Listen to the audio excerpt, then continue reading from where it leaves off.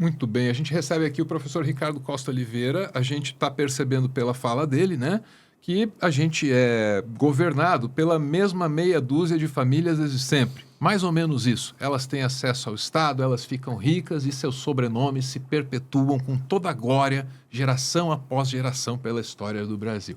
Beleza, isso eu já compreendi. Agora eu quero saber que mecanismos essas grandes genealogias usam para se manter no topo, para deixar intacto o status quo.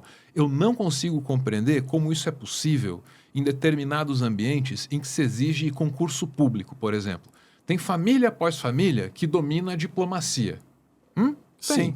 Tem família após família que domina o Ministério Público, que domina a Justiça Federal, a Justiça Estadual, e tem concurso para juiz, né?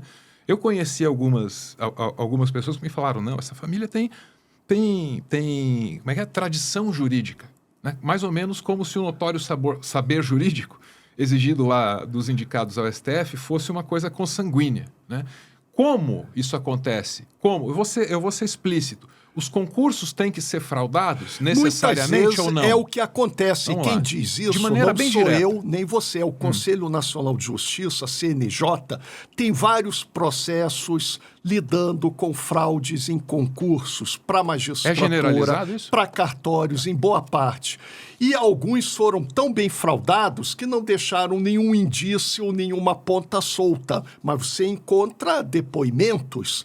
E, além do mais, é claro, quem tem tempo para estudar, quem vem de escolaridade de elite, as quem vantagens. viajou, quem tem rede social. Você, muitas vezes, eu tenho colegas que perdem 2 horas no trânsito, pegam vários ônibus da periferia até o centro para poder chegar lá na universidade. Outros vêm com carro, com motorista já no ar refrigerado, estudando.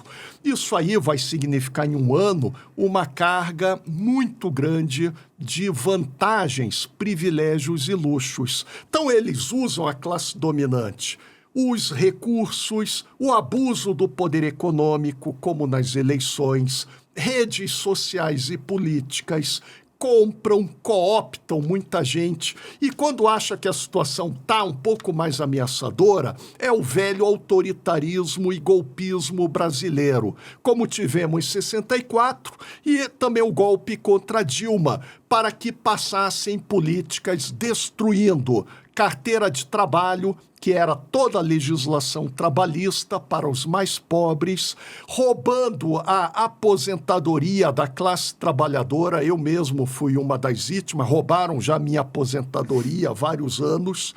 Tudo isso para enriquecer a minoria mais rica e bilionários.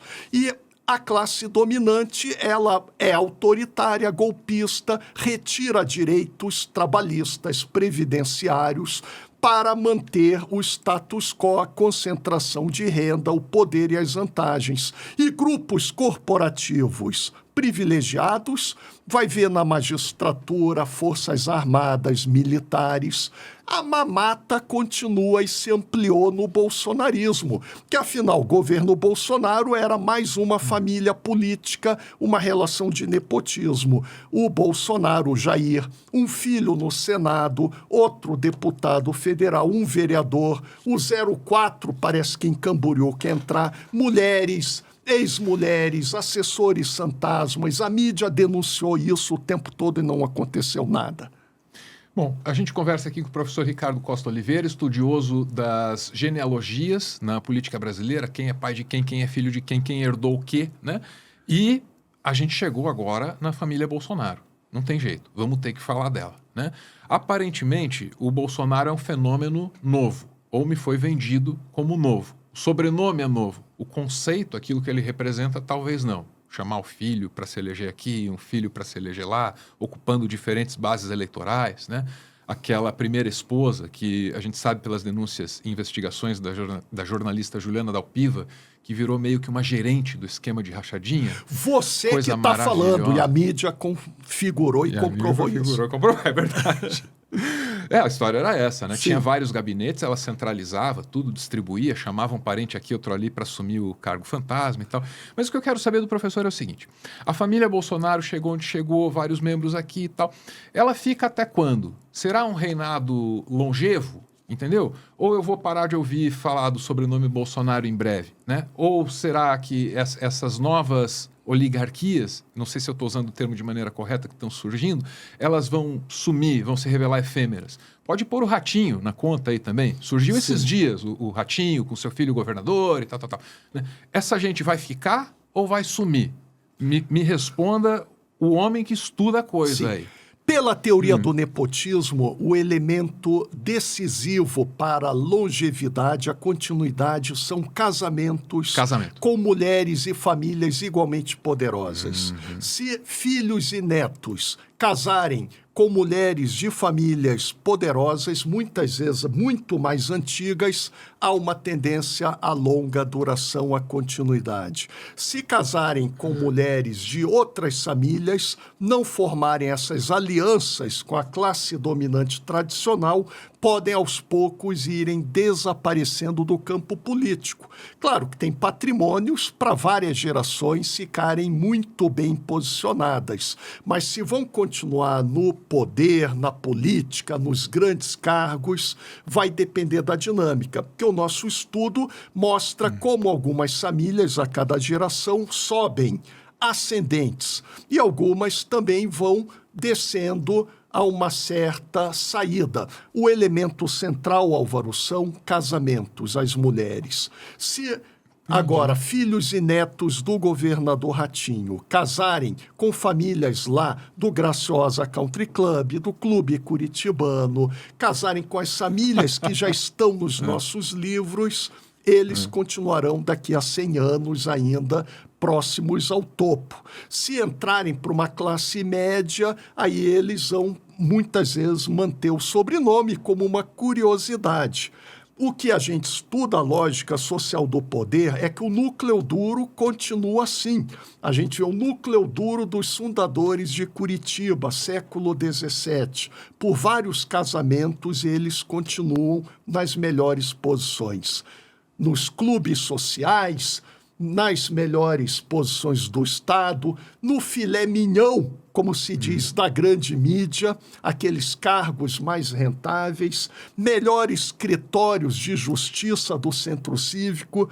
Tem informantes, já me falaram, professor Ricardo, o escritório aqui do centro cívico só pega casos acima de 10 milhões. Se for caso pequeno, vai para um outro escritório jurídico, OAB de classe média. Aí você vai ver aquele grande escritório, muitas vezes é o mesmo sobrenome que domina a OAB, que domina a Secretaria da Justiça ao longo de várias gerações, que tem desembargadores, tem poder, continua tendo. São muito bem articulados, têm uma grande astúcia, uma grande competência e sabem agir para reproduzir seus interesses. E os melhores deles, Álvaro, com muita discrição e silêncio, só nos bastidores. Aí o título do meu livro do doutorado, O Silêncio dos Vencedores. Eles não vão fazer um casamento para ser ovacionado, não. Eles vão fazer um casamento fechado, com helicóptero, às vezes nem no Castelinho do Batel. Você já deve ter ido em vários casamentos lá no Castelinho do Batel. Já cobriu umas coisas esquisitas né, que lá. você viu lá, às vezes um casamento, no mínimo, 300 mil reais. Esse ainda é simples. E aí, assim funciona essa dinâmica, assim caminha a humanidade em uma sociedade de classes na sua dinâmica de conflitos. Já fui expulso de um desses, mas essa história eu não vou contar.